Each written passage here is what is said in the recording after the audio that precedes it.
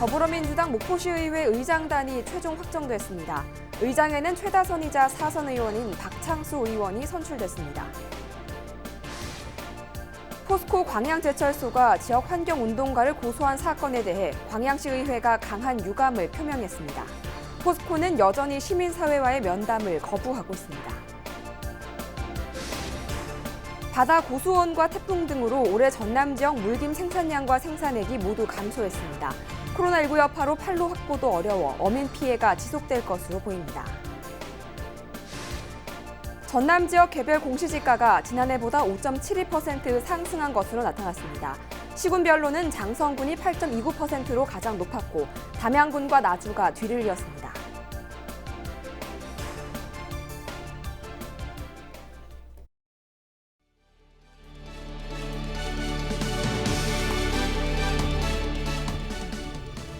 시청자 여러분 안녕하십니까? 헬로티비 뉴스입니다. 더불어민주당 목포시의회 의장 후보에 최다선이자 4선 의원인 박창수 의원이 선출됐습니다. 유력한 경쟁 상대였던 3선의 최홍림 의원은 탈당을 결정하고 경선 출마를 포기했습니다. 보도에 고정민 기자입니다. 목포시의회 후반기 의장단 구성을 앞두고 경선을 진행한 민주당. 우선 2파전으로 치러진 의장 선거는 박창수 의원이 본선 후보로 최종 선출됐습니다. 민주당 의원 13명이 투표에 참여한 가운데 박창수 10표, 김유한 2표, 기권 1표가 나왔습니다. 부의장 선거는 박용 의원이 단독 출마해 후보로 결정됐습니다. 상임위원장 경선은 운영위원회 정영수, 도시건설위원회 김호수, 관광경제위원회 김관호 의원이 확정됐습니다. 의장 후보로 선출된 박창수 의원은 의회 화합과 시민 소통 창구 역할을 충실히 해내는 의회를 만들겠다고 밝혔습니다. 우리 의회를 화합하는 장으로 만드는 데 일익을 담당하겠습니다. 시민의 올고준 요구를 귀를 크게 열고 듣겠습니다. 민주당은 의장단 경선 과정에서 탈당 사태도 잇따랐습니다. 의장 후보로 출마했던 최홍림 의원과 최근 민주당에 복당한 이재용 의원이 경선 당일에 탈당계를 제출한 겁니다. 이들은 의장단 구성이 이미 짜여진 상황에서 비민주적 경선에 참여하는 건 의미가 없어 탈당을 결정했다고 설명했습니다. 네, 민주주의를 역행하는 경선 과정을 보면서 이것은 시민에 대한 예의와 도리가 아니라고 생각을 했습니다. 중대한 결정을 했기 때문에 시민 여러분들의 지지와 도움이 절실합니다. 앞서 민주당에선 목포시의회 의장단 경선과 관련해 외부 개입 의혹이 일었지만 진상조사를 생략한 채 경선을 진행했습니다. 목포시의회는 오는 7월 1일 본회의에서 의장단 선거를 거쳐 하반기 원구성을 마무리할 예정입니다. 헬로티비 뉴스 고정민입니다. 호남 지역은 4.15 총선에서 더불어민주당이 압도적인 지지를 얻어 압승하는 성과를 거뒀는데요. 민주당 전남도당이 선거 결과의 의미를 분석하고 남은 과제를 분석하기 위해 토론회 장을 마련했습니다.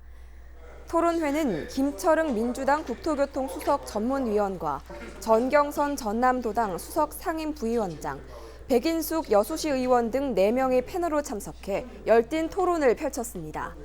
전남도당은 토론에 앞서 각 지역위원회 핵심 관계자들에게 총선 활동 보고를 청취했습니다. 전남 지역 개별 공시지가가 지난해보다 5.72% 상승한 것으로 나타났습니다. 전라남도는 올해 1월 1일을 기준으로 조사한 506만 필지의 개별 공시지가를 29일 결정 공시하기로 했습니다. 올해 상승률은 5.72%로 지난해 6.77%보다 소폭 낮아졌습니다. 시군별로는 장성군이 8.29%로 가장 높았고 담양군과 나주가 뒤를 이었습니다. 반면 진도군이 3.16%로 가장 낮은 상승률을 보였습니다. 개별 공시지가가 가장 높은 곳은 지난해부터 최고지가를 이어온 여수시 학동상가로 상업지역인 이곳 공시지가는 지난해보다 1.44%가 오른 1제곱미터당 424만 원으로 공시됐습니다. 최저지가는 완도군 청산면 임야로 1제곱미터당 163원입니다. 자세한 내용은 전라남도와 시군 누리집에서 확인할 수 있습니다. 무안군이 신청사 건립을 추진합니다. 무안군은 최근 청사건립추진위원회 위촉식을 갖고 본격적인 신청사 건립에 나섰습니다. 현 청사는 지난 1969년에 건립했으며 정밀안전진단 결과 C등급을 받았습니다. 또 남학신도시와 오룡지구 개발 등으로 조직이 확대됐지만 비좁은 사무공간 등으로 인해 행정이 분산돼 불편을 겪고 있습니다. 앞서 군은 지난해부터 신청사 건립 계획을 세우고 청사 건립 기금 설치 및 운영 조례와 청사 건립 추진위원회 구성 및 운영 조례 등을 제정했습니다. 총 600억 원 기금 목표로 하고 있으며 지난해 400억 원을 자체 재원으로 조성했습니다. 이번에 위촉한 추진위원은 25명으로 전문가와 군의원, 주민 대표 등으로 구성됐습니다. 무안군은 현 청사부지를 비롯해 3곳 정도 신청사부지 후보지를 선정하고 전문가와 주민 의견 등을 수렴해 청사부지를 확정하고 실시 설계 용역 등 본격적인 청사 건립을 추진할 계획입니다. 포스코 광양제철소가 광양 지역 환경운동가를 고소한 사건 얼마 전에 보도해드렸는데요. 경찰 조사 열흘 만에 광양시의회 의원들이 견해를 밝혔습니다. 포스코가 대승적인 차원에서 관계 회복에 나서야 한다는 내용이었는데요. 포스코 측은 여전히 시민사회와의 면담을 거부하고 있는 것으로 알려졌습니다. 서경 기자가 취재했습니다. 광양시의회 의원들은 이번 고소 사건이 건강한 시민사회를 훼손시키는 일이라고 규정했습니다. 지역 환경단체가 포스코의 환경 개선을 요구하는 과정에서 사실과 다른 데이터를 제시한 것은 잘못이지만 정보 취득의 한계 속에서 발생한 오류에 대해 고소로 대응하는 것은 옳지 않다는 겁니다. 시민을 대신하여 지역의 환경 문제를 감시하고 견제하는 환경단체의 활동가를 고소하여 지역 시민단체와의 갈등을 조장한 것은 결코 바람직한 대응이라고 보이지 않습니다. 하지만 이는 광양시의회 차원의 공식 입장은 아닙니다. 전체 의원 13명 가운데 8명만 입장을 같이 했고 나머지 의원들은 의견을 달리하는 것으로 확인됐습니다. 회견에 나선 의원들은 의회 차원의 성명서 채택을 추진할 계획입니다. 6월 10일부터 회기가 6월 회기가 시작이 됩니다. 그렇기 때문에 전체 의원의 뜻을 모은 성명서 채택에 대해서 다시 한번 논의를 해봐야 될 것 같다 말씀드리고 관련 시민단체들은 고소장이 접수된 이후 줄곧 포스코 측에 면담을 요청했지만 번번이 거부당했다고 말했습니다. 이에 따라 포스코 규탄 대회를 확대해 나간다는 방침입니다. 이후에 지역의 국회의원 당선되신 분들과 더불어서 지역사회에서 해결이 안 된다 하면 국회까지도 정보를 전달하고 국회의원들과도 같은 활동을 촉구할 예정으로 계획을 잡고 있습니다. 고소 사건에 대한 경찰 조사가 속도를 내는 가운데 기초의회 의원들도 강한 유감을 표명한 상황. 포스코의 태도 변화로 이어질지 지역사회가 지켜보고 있습니다. 헬로티비 뉴스 서경입니다. 전남 관광의 컨트롤타워 역할을 수행할 재단 설립이 본격화됩니다. 전라남도는 최근 전남관광재단 창립 총회를 열고 재단 설립에 필요한 설립 취지문과 정관, 사업 계획 등을 심의 의결했다고 밝혔습니다. 이번 창립 총회에서는 이사 선임도 마쳤습니다. 이에 따라 전남관광재단은 오는 6월 설립을 마무리하고 본격적인 운영에 들어갈 방침입니다.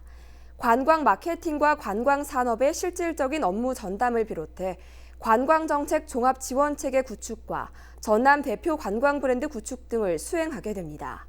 특히 블루투어와 남해안 신성장 관광벨트 조성 사업도 함께 수행할 예정입니다. 여수 종화동 해안가에서 멸종위기 해양보호종 상괭이 사체가 발견됐습니다. 여수해양경찰서는 29일 오전 7시 10분쯤 해안가를 산책하다 상괭이 사체를 확인했다는 관광객의 신고를 받고 현장을 확인했다고 밝혔습니다.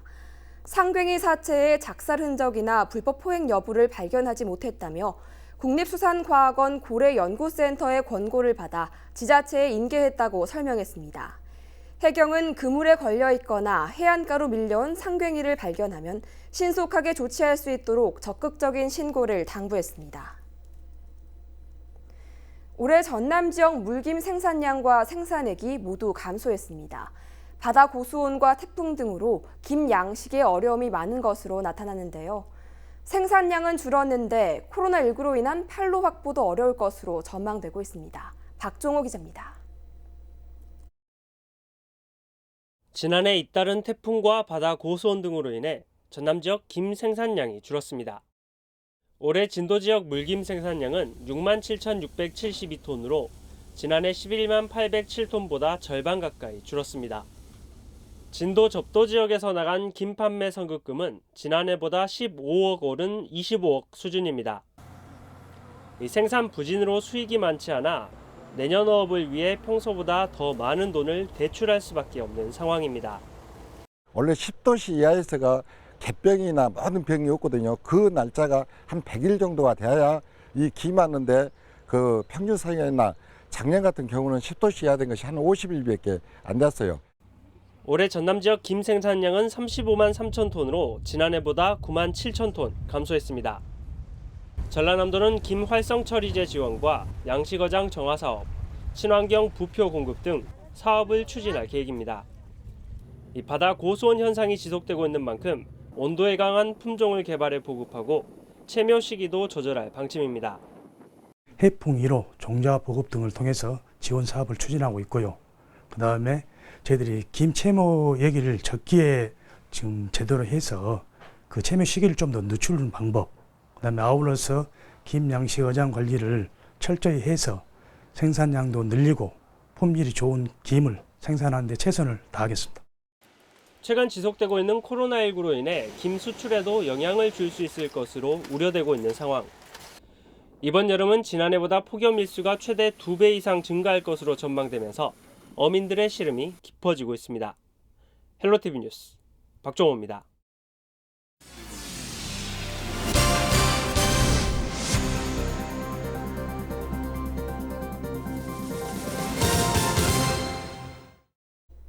요즘 최대한 사람들과 접촉하지 않으려고 온라인으로 장을 보거나 물건을 주문하는 분들이 많은데요. 이번에 쿠팡과 마켓컬리에서 확진자가 나오자 온라인 쇼핑에 대한 걱정도 생겼습니다. 택배를 통해 바이러스가 전파될 수도 있다고 우려하는 건데요. 전문가들은 이런 걱정을 하지 않아도 된다고 설명했습니다. 김진재 기자입니다. 코로나19 감염 우려로 사람을 만나지 않아도 되는 이른바 언택트 시장이 커졌습니다. 올해 3월 국내 온라인 쇼핑 거래액은 약 12조 5,800억 원을 기록했습니다. 전년도 같은 기간에 비해 11.8%가량 늘어난 수치입니다. 하지만 최근 쿠팡과 마켓컬리 물류센터에서 코로나19 확진자가 나오자 주민들은 택배를 통한 감염을 우려하고 있습니다. 도착하면 바로 갖고 안 들어오고 에탄올 뿌리고 좀 놔뒀다가 갖고 들어오고 근처 엄마들도 다 그렇게 하는데 불안하잖아요. 많지. 이렇게 택배로 인한 감염 우려가 커지다 보니 비대면 배송을 원하는 주민들도 늘고 있습니다. 미리 전화가 오잖아요. 오면은 이제 문 앞에 두고 가라고. 그럼 나중에 이제 갖고 들어가면 되니까. 직접 택배 기사랑 만나거나 그러지는 않지 않나요? 네, 그렇게 안 해요. 일단 물량도 많이 늘어났고요. 그다음에 이제 배송도 대면 배송을 안 하기 때문에 거의 이제 문 앞에다 놓는 추세에 지금 가고 있어요. 저희 쪽에서는. 전문가들은 택배를 통한 감염 가능성은 희박하다고 이야기합니다. 바이러스가 택배에 묻을 경우 사람을 감염시킬 만큼의 전염력을 유지할 수 없다는 겁니다. 지금 확진자에 의해서 택배가 배달된 경우라고 하더라도 이제 택배에 묻은 바이러스가 이제 외부에서 오랜 기간 생존할 수가 없습니다. 그리고 그 노출된 바이러스 양이 이렇게 많을 수가 없기 때문에 결국 택배에 묻은 바이러스로 인해서 실제적으로 다른 사람이 감염될 그런 가능성은 거의 없습니다. 최근 물류센터에서 확진자가 발생한 쿠팡 역시 신선식품은 포장된 상태로 물류센터에 들어오고 배송 직원들은 물류센터와 분리된 공간에서 근무하기 때문에 안전하다는 입장을 밝혔습니다. 전문가들은 그래도 안심이 되지 않을 경우 택배를 받은 뒤 30초 이상 비누로 손을 씻으면 된다고 조언했습니다. 헬로티비 뉴스 김진재입니다. 코로나19 여파로 항공기 운항이 중단된 무안공항 운항 재개가 또다시 미뤄졌습니다. 한국공항공사 무안공항은 국내외 주요 항공사들이 비운항 방침을 한 달 정도 연장해 다음 달에도 항공기 운항이 모두 중단된다고 밝혔습니다. 국제선은 다음 달 1일 제주항공을 시작으로 동방항공의 운항을 재개하려고 했습니다. 국내선도 아시아나항공이 제주행 노선을 1일부터 재개할 계획이었으나 국제 국내선 모두 한 달 더 비운항 계획을 통보한 것으로 알려졌습니다. 10월까지 적용되는 무안공항 하계 운항 일정은 국제선 8개 노선 48편에 국내선 1개 노선 14편입니다. 목포 시민이 신청한 긴급재난지원금이 5월 27일을 기준으로 지급률이 95%를 넘어섰습니다. 목포시는 전체 10만 2,800여 가구 가운데 9만 6,840가구가 정부 긴급재난지원금을 신청해 613억 원을 지급했다고 밝혔습니다. 현재까지 접수된 이의 신청 900여 건에 대해서는 순차적으로 처리하겠다고 설명했습니다. 전라남도의회 직원들이 봄철 농촌 일손 돕기에 나섰습니다. 전라남도의회 직원 70여 명은 광양시 진월면에 있는 매실농가 2곳을 방문해 매실 따는 작업을 도왔습니다. 농촌 일손 돕기는 코로나19 여파가 지속되는 가운데 영농 시기를 맞아 인력 부족으로 어려움을 겪는 지역 농가를 돕기 위한 취지입니다. 전라남도 의회는 해마다 2차례씩 지역 농가를 위한 농촌 일손 돕기에 동참하고 있습니다. 목포시가 지역 발전을 이끌 참신한 아이디어를 공모합니다. 목포시는 6월 1일부터 15일까지 코로나19 극복을 위한 지역경제 활성화 방안과 생활 속 불편 개선 방안, 자유로운 아이디어 등 올해 상반기 아이디어 공모전을 진행해 시민들의 의견을 정책 결정에 반영하기로 했습니다.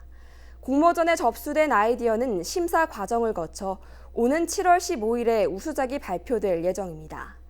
아이디어 공모는 목포시청 기획예산과나 홈페이지에서 서식을 내려받아 작성한 뒤 제출하면 됩니다. 서울 노원구청에서 진행된 고흥군 농수산물 특판전이 성황리에 마쳤습니다. 지난 27일부터 29일까지 사흘 동안 진행된 이번 특판전에서는 마늘과 양파 등 90여 개의 고흥 농수산물이 판매됐고 1억 8천여만 원어치의 매출을 올렸습니다. 고흥군은 노원구의 제안으로 열린 이번 행사로 코로나19로 어려움을 겪고 있는 지역 농가에 많은 도움이 될 것이라고 전했습니다. 우리 지역 날씨입니다. 여름이 성큼 다가왔습니다. 따뜻한 남서풍이 유입되는 가운데 강한 일사에 의해 기온이 큰 폭으로 오르는 건데요. 주말 사이 담양 29도, 곡성 28도 등 한낮 기온이 30도 가까이 치솟으면서 불볕 더위를 보이겠습니다. 우리 지역 아침 기온 16도에서 시작해 한낮 기온은 26도까지 오르겠습니다. 강한 볕에 자외선 지수도 매우 높은 수준을 보이겠으니 외출 시 자외선 차단에 각별히 신경 써주시기 바랍니다. 주간 날씨입니다. 이번 주말이 지나 다음 주 초에도 더위가 계속되겠습니다. 다만 토요일 밤부터 일요일 새벽 사이 남해안에는 구름대가 유입되면서 도서 지역을 중심으로 약하게 비가 내릴 가능성이 있습니다. 바다 날씨입니다. 바다의 물결은 먼 바다에서 최고 1.5m로 일겠습니다. 다만 서해 남부 해상에는 안개가 짙은 곳이 있어 항해나 조업하는 선박은 유의하시기 바랍니다. 생활 날씨입니다. 높은 자외선 지수와 함께 오존 농도도 짙어지겠습니다. 강한 자외선이 질소 산화물과 결합해 몸에 해로운 오존을 많이 생산해내기 때문인데요. 특히 오존은 호흡기 질환자에게 치명적일 수 있어 대응을 잘 하셔야겠습니다. 특히 오후 2시에서 4시 사이는 한낮의 기온 상승과 함께 오존의 농도도 증가하므로 교통량이 많은 곳에서의 야외 활동은 더욱 주의하는 것이 좋겠습니다. 날씨 정보였습니다.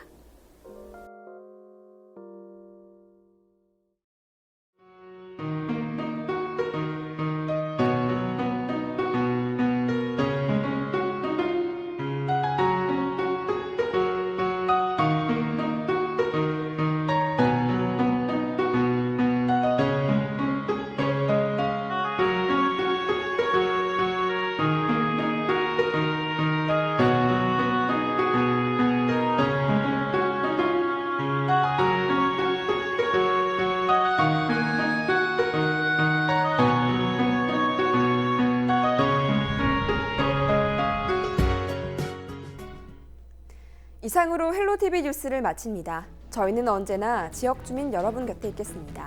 고맙습니다.